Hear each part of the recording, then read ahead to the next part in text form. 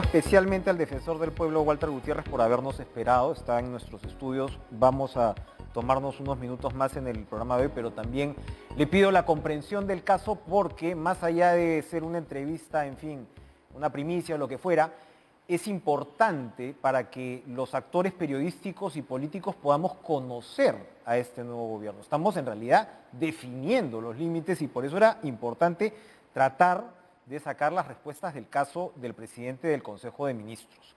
Usted, defensor, le ha exhortado vía carta al presidente Castillo a reevaluar las designaciones en el gabinete.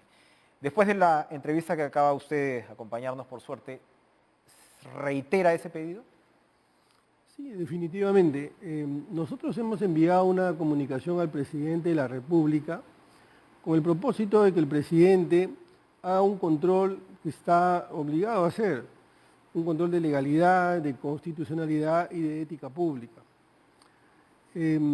Los integrantes del gabinete tienen que cumplir ciertos estándares constitucionales, ciertas normas que literalmente están establecidas y ciertas conductas debidas que se compaginen con las políticas públicas.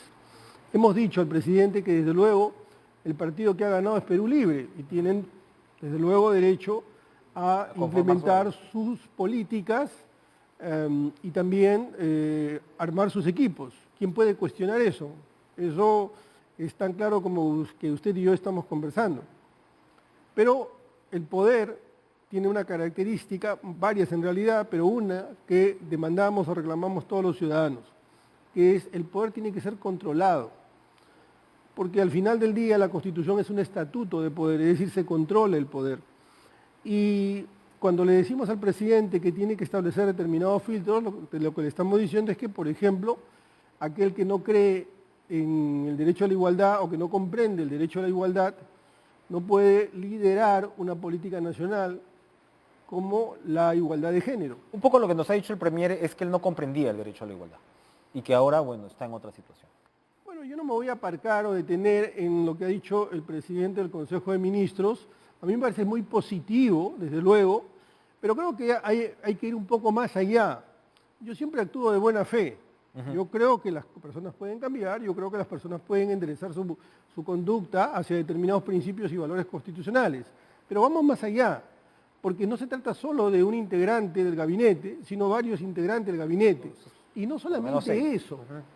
Se trata también de conocer bien cuál es la conducta democrática. Usted le ha hecho una pregunta al presidente del Consejo de Ministros, yo se la haría al presidente de la República. La libertad de expresión, la libertad de prensa, es una de las columnas sobre la cual se edifica el sistema constitucional. El poder tiene que ser transparente, el poder tiene que rendir cuentas. El poder tiene que someterse a una vigilancia periodística ciudadana. Así como se van comprendiendo determinados principios y valores, este valor tiene que comprenderse. Y sería enormemente positivo y además alineado con la Constitución que se entienda. Para encuadrar bien esto, defensor, porque es muy importante los términos, lo que usted está señalando sobre los filtros, sobre los estándares, sobre las propiedades que tienen que tener los miembros del Consejo de Ministros. Le hemos planteado al Premier Bellido los casos de 2 o 3 ministros y la respuesta siempre ha sido, se está cumpliendo con la normativa. La normativa basta. ¿Dónde están los demás filtros especificados, por ponerlo de alguna manera? Porque entiendo perfectamente la discusión en el campo ético, pero para que todos los actores se puedan entender de qué estamos hablando a la hora de elegir pero no hay que tener el gabinete. ¿Dónde está eso específico? Sí, Enrique, no lo voy a decir por usted, pero no hay que tener desprecio por la ética pública. Esto es capital. Así que no basta ni alcanza la literalidad normativa. Hay que conocer los estándares sobre los cuales se maneja la administración pública, porque la administración pública no es la administración de un periódico, no es la administración de un club o de una empresa, es la administración pública, que tiene como propósito que los derechos, las libertades, los servicios públicos se concreten. Llegan a la administración pública para implementar esas políticas públicas, por lo tanto tienen que comulgar con en ese evangelio de principios. como por ejemplo el combate contra la corrupción, como por ejemplo la lucha contra el terrorismo. Y alguien dirá, ¿esto es discriminación? No, no lo es. Es un alineamiento respecto a determinados principios. Por eso es que existen normas, por ejemplo, que establecen que determinadas personas que han cometido delitos no pueden asumir determinadas responsabilidades. ¿O acaso una persona que ha cometido un delito de agresión sexual a una menor puede dirigir un colegio? O que está siendo investigado puede dirigir un colegio. Alguien dirá, ¿y qué hay con el principio, y qué hay con la presunción de inocencia? No hay derechos absolutos. ¿Usted esperaría una respuesta del presidente de la República? Usted es el defensor del pueblo.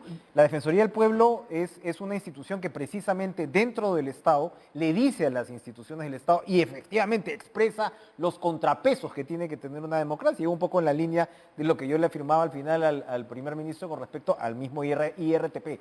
El presidente debería responder explícitamente a su pedido. Yo espero, en primer lugar, que el presidente lea nuestra comunicación y no solamente nos responda, sino que nos dé cita para poder conversar con él, porque la Defensoría no pretende oponerse a las políticas que estén alineadas con la Constitución que quiere implementar Perú Libre el presidente. Más bien, la Defensoría es un colaborador crítico y queremos, desde luego, colaborar con el gobierno. Creemos que el presidente tiene una gran oportunidad de unir al país, de enderezar al país a partir de estos principios, de estos valores, y dejar atrás estos 5 años donde ha habido una confrontación entre el legislativo y el ejecutivo, y en el medio los ciudadanos, deteriorándose su salud, su economía, sus derechos. Entonces, creo que podemos estar en la antesala, en el umbral de una etapa en donde se materialice el principio de colaboración.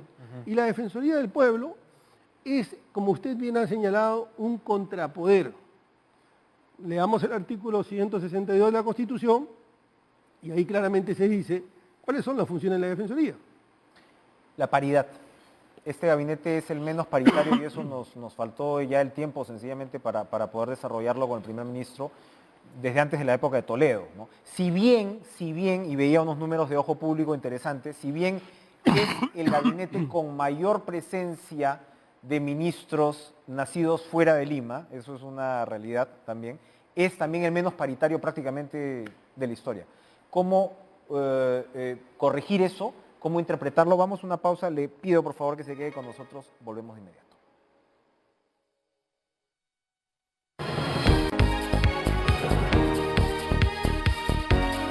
El gabinete defensor del pueblo del que tengamos memoria menos paritario, ¿qué mensaje envía esto? Y esto lo hemos hablado antes, por ejemplo, con usted cuando nos referíamos en la campaña al tema de género, ¿no? Habían candidaturas que decíamos a retirar, ¿no? El enfoque de género. Y usted decía, oiga, eso no es algo que tú puedas sencillamente retirar. Me imagino que la paridad es un principio, digamos, que va en esa misma línea. Tiene que ver con el derecho de igualdad, el principio de igualdad, pero también con un principio que no hay que perder de vista, que es el de no regresión, es decir, no retroceder en lo que se ha alcanzado. El principio de regresión está consolidado en nuestro derecho y también en los derechos humanos a nivel internacional. Entonces, es un retroceso que tengamos un gabinete con el menor número de mujeres, porque revela una lectura que no se compadece o no se condice con el principio de igualdad, con la igualdad de derechos de la mujer. De modo que ahí también sería interesante, importante, tener una comprensión, ya que estamos en ese verbo, una comprensión de los alcances, de los logros que han habido en los últimos años sobre la paridad. Ahora, como lo conversábamos al principio, Perú Libre ha ganado las elecciones y efectivamente Perú Libre está considerando que como partido tiene una suerte de derecho de participar muy activamente en el gobierno. Le recordaba al primer ministro que no hay ninguna disposición, para empezar, constitucional que diga que el partido es, ¿no? Porque yo no recuerdo una presión así, ni siquiera en el primer gobierno de Alan García, ¿no? En términos del APRA, ¿no? Como aparato. Para mal y para bien. Muchos dirían que eso también es parte de los problemas, que vivimos. Pero ¿cómo interpretar finalmente, defensor, esta situación? Hay un Congreso que está en otra línea, Hay un partido que ha ganado las elecciones o una candidatura que ha ganado las elecciones y venimos de una historia reciente de ingobernabilidad. El Perú prácticamente se ha convertido en un país ingobernable y fuera de cámaras repasábamos algunos ejemplos históricos que nos recuerdan que esto no es nuevo. ¿Cómo encontrar una ruta de gobernabilidad para ir terminando ya la idea en lo que nos queda de aquí por delante? Bueno, quisiera recordar que fui uno de los primeros que señaló que en efecto Perú Libre ganó las elecciones y tenía no solo legalidad, sino legitimidad que le dan los resultados electorales. Pero también decíamos que la legitimidad es un capital que tiene que irse consolidando con las conductas, como por ejemplo reconocer la igualdad de género y también dar señales que se van a respetar principios tan básicos como la transparencia, la rendición de cuentas, la admisión de la vigilancia ciudadana.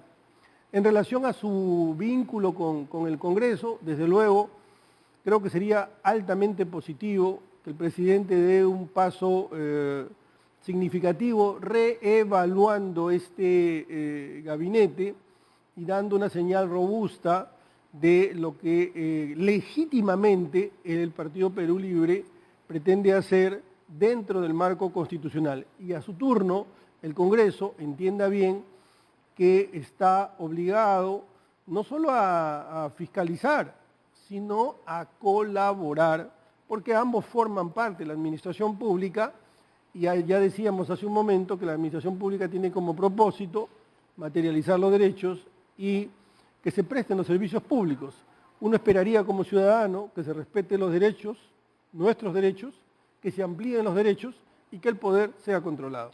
Para terminar, hablando de contrapoderes, su cargo vence, su mandato, su gestión vence dentro de poco. No tenemos todavía reemplazos para el Tribunal Constitucional. Estamos hablando de dos instituciones fundamentales que han tenido precisamente papeles destacados en estos años de conflictividad entre poderes. ¿Qué puede esperar usted al respecto? ¿Cuándo vence su gestión? En septiembre vence nuestra gestión. ¿Qué pasa después de eso? Estamos hablando prácticamente dentro de un mes. Bueno, el Congreso tiene que elegir, está obligado a elegir, tiene la facultad de elegir.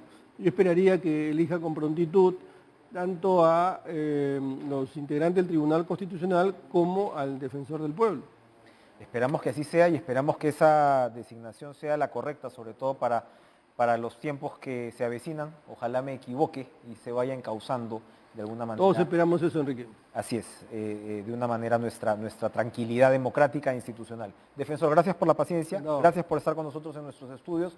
Nos hemos robado unos minutitos de los amigos de En Pared, pero ya se encuentran listos Joana y Lucho para traernos todas las novedades deportivas. Sigan ustedes en la programación de TV Perú, el canal de todos los peruanos. Buenas noches.